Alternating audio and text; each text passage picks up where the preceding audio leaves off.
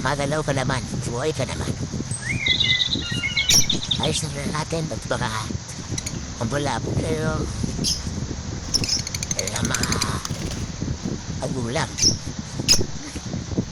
Siguro yan lang patupa ng birdseed para sa mga bagong isa o bagong